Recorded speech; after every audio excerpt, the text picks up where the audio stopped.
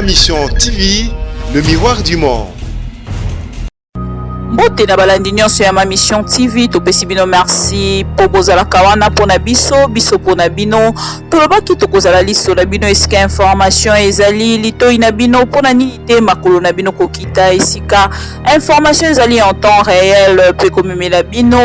toye lelo na information nini toye bongo kopesa information pona koloba victoire ya FCC na ba élection ya ba bureau provinciaux esika penza ba député provincial nyonso bavandisaka mayele na bango pona vote ya ba gouverneur topé ya ba sénateur.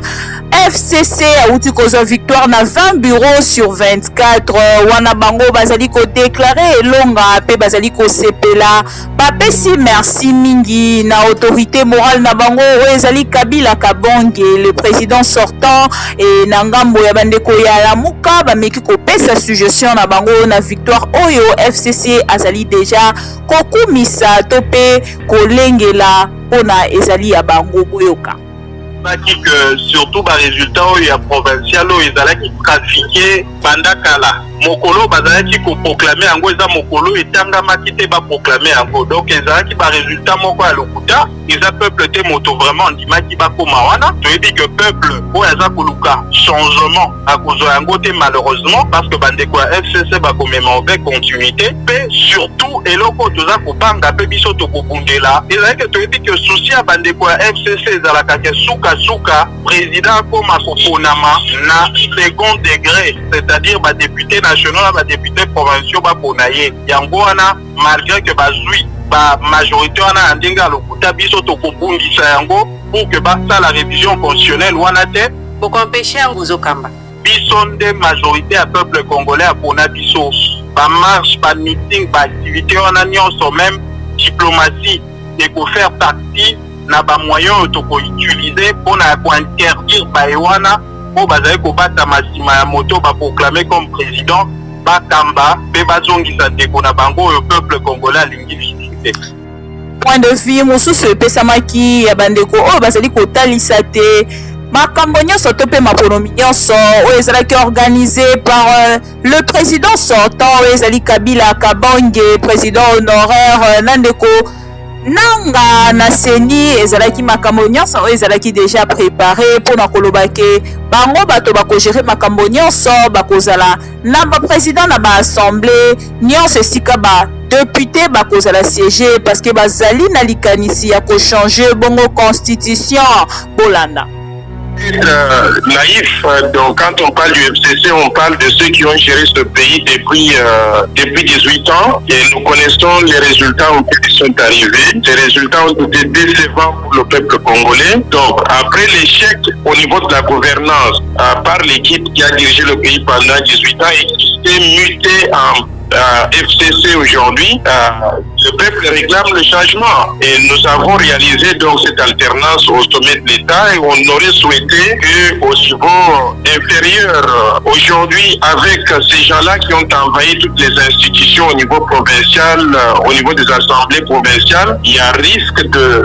qu'on craigne que les changements souhaités ne puissent pas être réalisés. Ce que je fais encore appel à tout le monde pour que si on doit accompagner ce président de la République dans la réalisation du changement tant attendu par le peuple congolais, il sera important qu'on ait au moins un gouvernement qui reflète ce changement attendu, notamment en ayant un premier ministre qui n'est pas une de ces personnes qui ont géré ce pays pendant toutes ces années et qui ne nous ont pas apporté le bonheur. On est un homme nouveau, un technocrate propre et qui peut rassembler autour de lui une équipe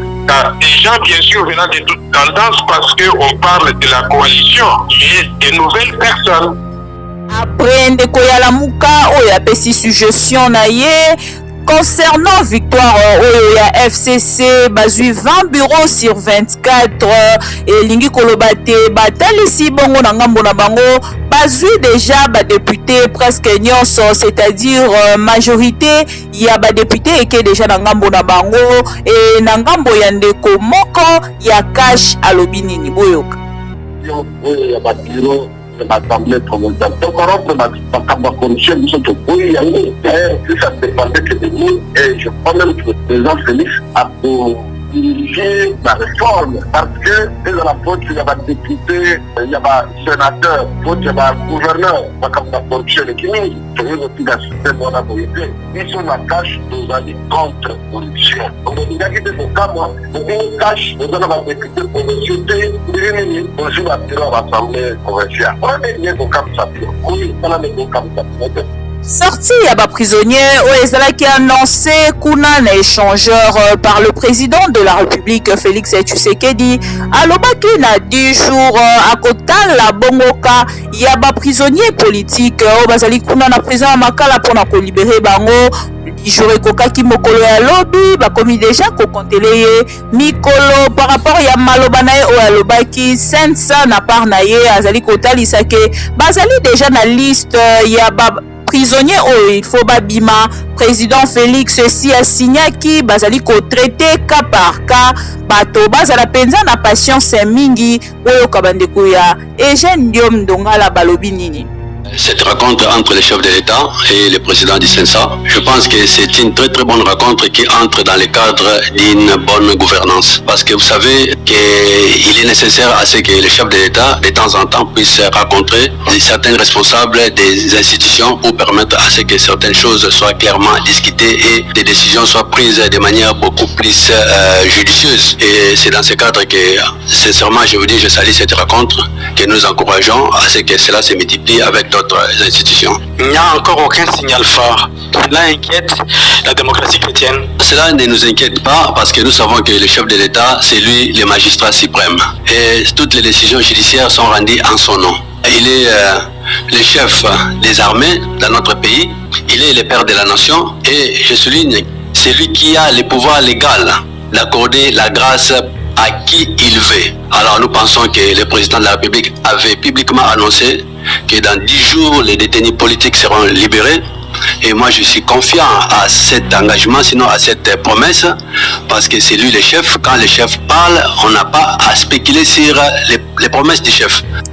Après annonce, il y a président de la République, il y a prisonnier au Bazali la Makala, mais comment qu'on peut attendre ici Azali na détenu naie depuis 22 ans déjà azalaka kuna na kati ya prison ya Makala alia kaka mosuni ya ngombe na kati ya Congo central pe ekreela ye ba problème bakanga ye depuis ya 22 ans ti lelo azali kobimate na mokolo tozali koloba azali vraiment gravement malade depuis azali kotalisa na président de la République topé bato nyonso basungaka na ngambo ya justice soki bakoki kosala likambo moko pona ndeko na bango ameka kozwa ba soins appropriés bolanda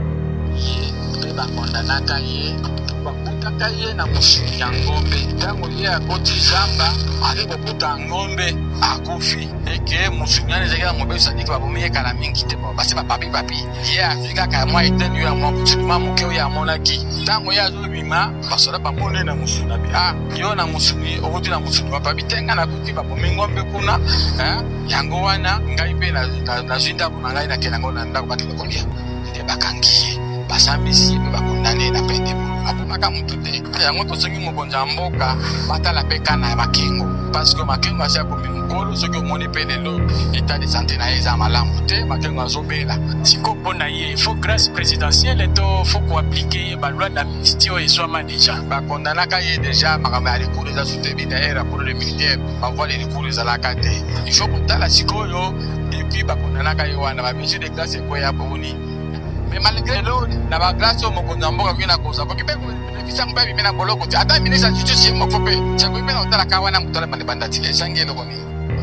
tour ya monsieur Jean-Pierre Bemba oyebi moko ya basignateur ya Lamuka azali ko réclamer nano 68 millions d'euros na CPI afuta ye pona 10 ans oyo balekiseli ye na tango kuna penza na mboka bisika kangamaki na prison na part ya CPI azali kotalisa bango que ye azalaki un homme d'affaires en dehors ya politique et na baton na ye nyonso alekisi a perdre penza ebele pe na ngambo na ye azali kotalisa lisusu na RDC kozonga ezali malamu mingi mais il faut ba sécuriser to pe ba pesa ye ba mesure pona koyebaki akozala penza sécurisé bolanda ndeko Jean-Jacques Mamba alobi. Son arrêté et puis acquitté doit être dédommagé, c'est régulier. Comment est répartie l'enveloppe réclamée par la défense de Jean-Pierre Bemba? Mais il faut ventiler, il y a une partie qui correspond au temps que Jean a passé gratuitement à la CPI, en prison à Scheveningen. Il y a aussi l'intérêt et également par rapport à ses biens. Retour ya ndeko Moïse Katumbi, ndeko Francis Kalombo. Ndeko Francis Kalombo azali kotalisa kozonga mboka ezali na problème te po moto moko akima mboka na ye ata mokolo moko azali te kotala te na mboka na yo ozali na makambo na yo nyonso business pe makambo mosusu pe famille azali kotalisa kaka sécurité na bango nini ezali kotalisa penza ke kozonga na bango bakozala bongo penza na sécurité bolanda. Oyebi ke na Congo basosité ya gardiennage ezali ligne ebele ezali donc bokoki koluka bato bolukai na bango basosité ya gardiennage mpo basécurize bino ntango bokokoma nyonso ya na baprécaution oyo bato bazwaka donc basociété ezali ifo kozwa baprécaution na basociété wana konire reconnu officiellement yango nalobi entre autres eza problème ya sécurité na makambo mike yango tozoluka tobongisa po tokoka kozonga kwa moto akoboya kozonga na mboka na ye aza te eza facilité surtout mpona moto aza na nyonso na mboka na ye akoboya kozonga mpona elengi moto aza na ndako aza na mosala na mboka na ye akoboya kozonga mpona nini soki eza problème ya sécurité te akoboya mpona nini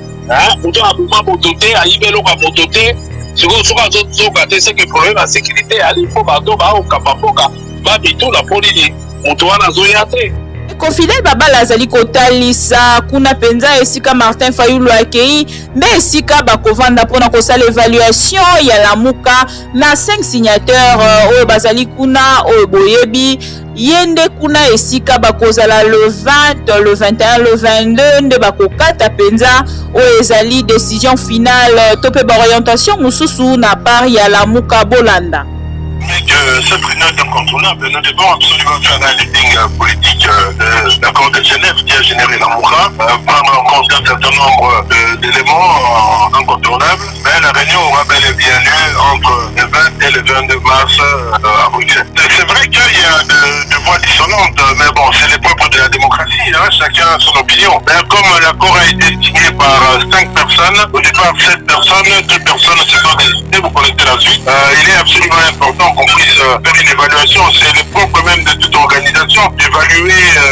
l'action conduite si elle a atteint son objectif. Je vous rappelle qu'il y a eu 7 signataires de gens qui se sont exprimés font partie de groupements qui composent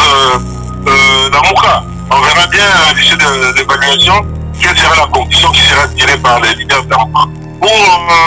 que cela soit, il faut d'abord qu'on termine l'évaluation. La réponse à cette question est prématurée. De toute façon, nous sommes dans une situation où nous déplorons la manière dont le président nommé a été désigné par les dirigeants de la République, M. Joseph Kabila. Nous devons crédibiliser notre démocratie et faire des réformes en ce qui concerne le système électoral qui est totalement corrompu. Nos condoléances les plus attristées na ADD Congo où tu peux perdre autorité morale na bango. Monsieur Pierre Jacques Chaloupa oyo azalaki bongo na loposo ya mondele me na motu na ye azalaki congolais et abotama bongo na Uvira atiki biso na âge ya 71 ans et akufaki depuis mokolo ya lobi na 20h awa tozali kozela bongo ba programme pona topesa bino plus de précision bo retenir que ndeko Chaloupa azalaki bongo détenu politique depuis 2012 2014 azalaki bongo na bokono ba qui depuis la prison il y a cancer batreta qui est en vraiment na moi retard moké nde ememi ebongo na liwa to pesi lisusu ba condoléances na biso na ADD Mobimba pe na famille na ye. Merci na bino nyonso bozalaki wana pona biso pona bino ndenge tolobaka tozalaka bongo liso na bino eska information ezali litoi na bino pona nini te makolo na bino kokita en temps réel sika information ezali pe komemela bino tokutani bongo mbala sima pona ba information mosusu toujours na ma mission TV pour garder confiance na chaîne oyo la cabino information mokolo na mokolo. À la prochaine. Ma Mission TV, le miroir du monde.